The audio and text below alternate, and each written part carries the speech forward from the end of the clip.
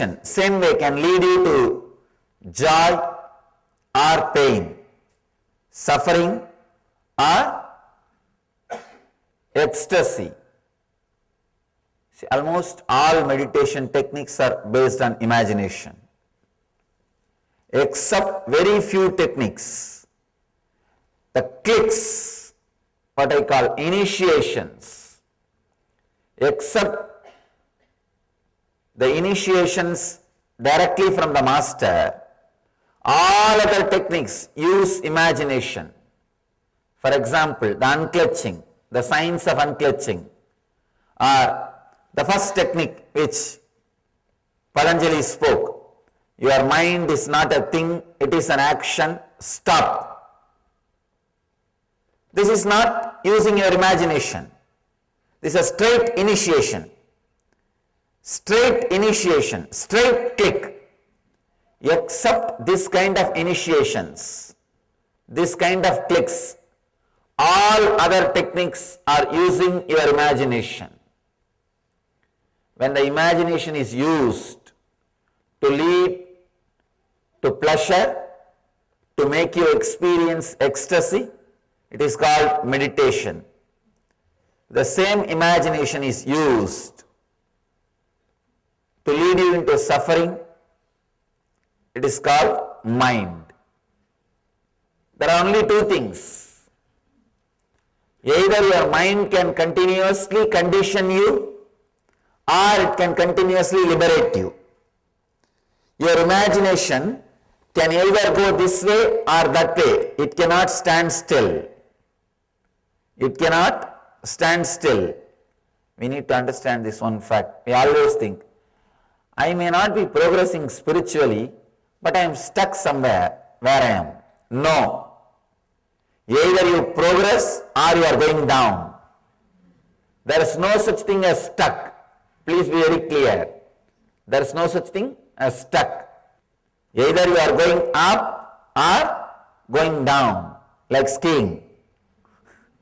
There is no such thing that you can stop or stand stuck.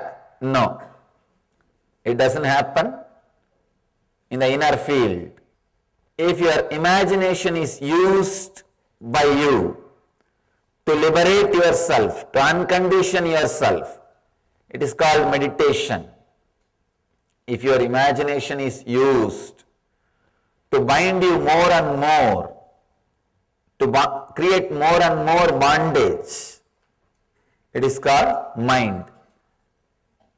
Conditioning. I have seen even the great knowledge about yoga, people start using it for one more conditioning. I have seen thousands of people reading Yoga Sutra, they will be depressed because they misuse this knowledge, they abuse this knowledge, they misinterpret this knowledge, they start imagining their own things out of this knowledge. That is why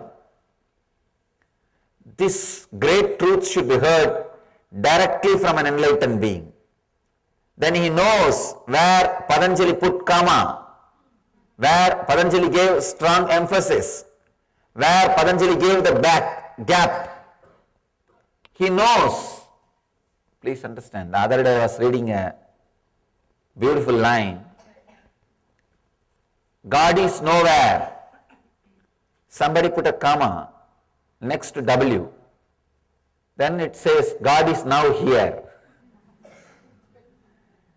Sometime you need an enlightened person to put the comma, to create the gap. Only he knows where Patanjali gave gap, where Patanjali put the comma. The other slogan I read, there is only one God. One guy put the comma next to the word there is only one. Then it reads there is only one God. First line it says there is only one God. It's more like a moral science, uniting all the religions, creating peace. The second line, there is only one, comma, God. It's a spiritual experience. It's a spiritual truth. These two statements may look similar, but it has tremendous different significance. Its significance is totally different. See, there is only one God. It can be uttered by anybody. Everybody utters the same thing, but they say in the end, there is only one God, that is my God. Not your God. That is where the problem starts. Everybody accepts there is only one God, no doubt. But everybody says that God is only my God, not your God. The path to that God is only my path, not your path. That is where the problem starts. So if you put one comma, there is only one God, there is only one comma, God, then it's a spiritual experience. This statement means there is only one thing, nothing else.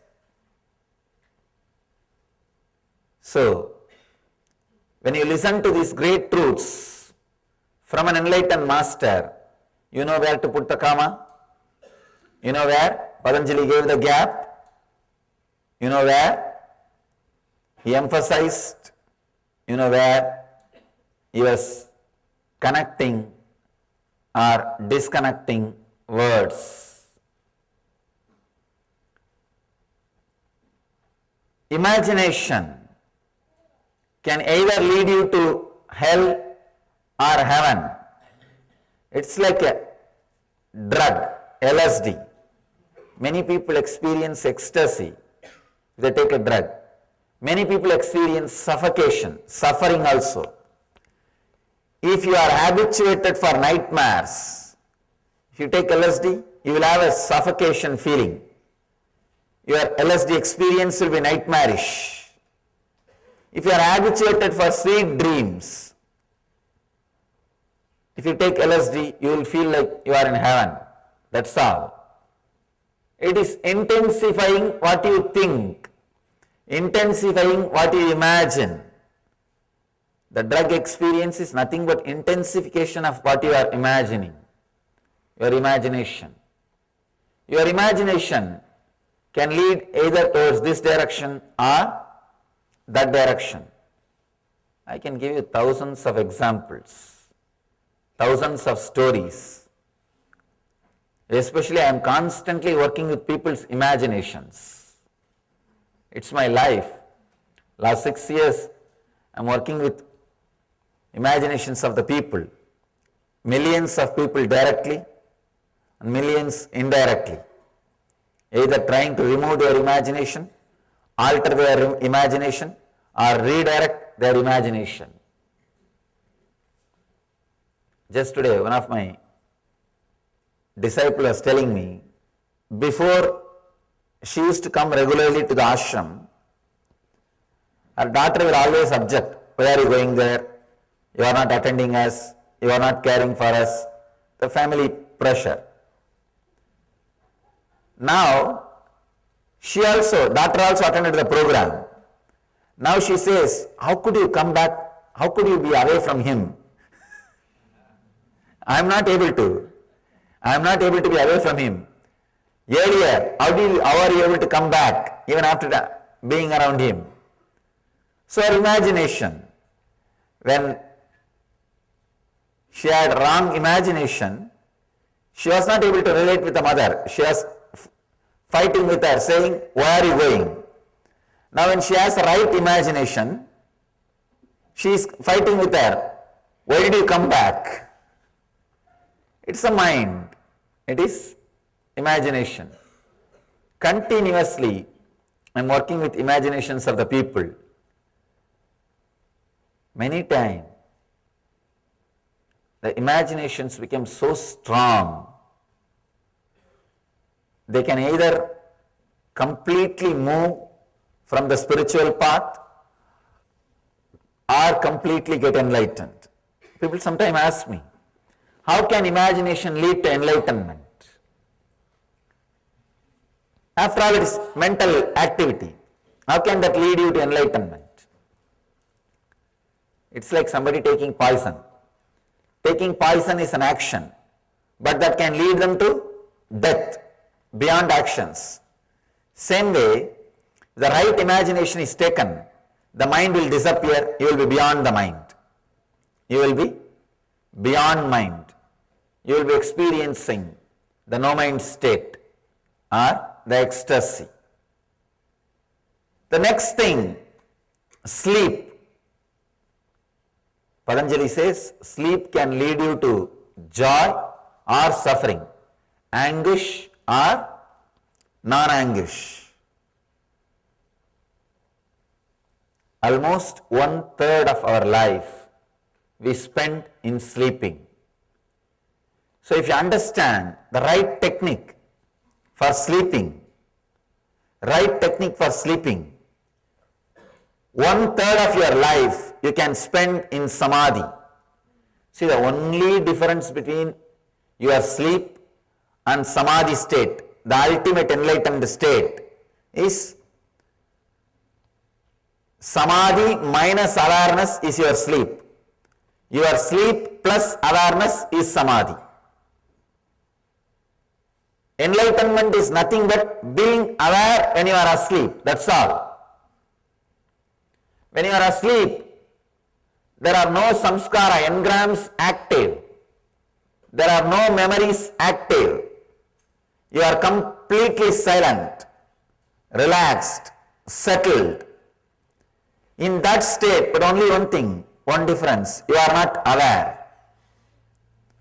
See, in the deep sleep, you are entering into the same space in which Buddha is living, in which Ramakrishna is living, in which Meera is dancing, in which Chaitanya is singing. You are entering into the same space where they are all living.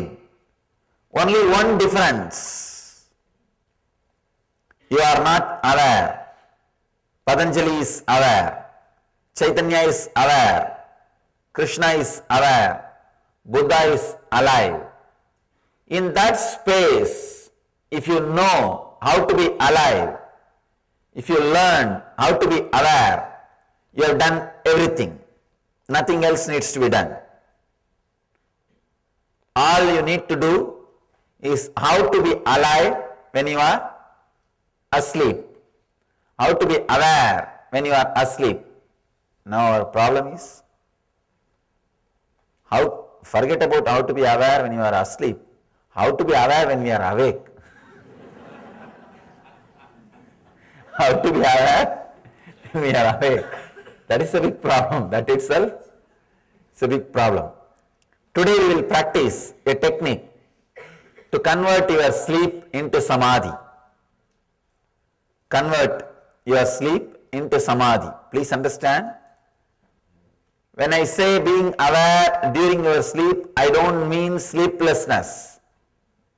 I am not saying be sleepless. No, that is sleep disorder. That is a disease. I am not saying be sleepless or sleep disorder. You will be sleeping, but your whole awareness will be alive.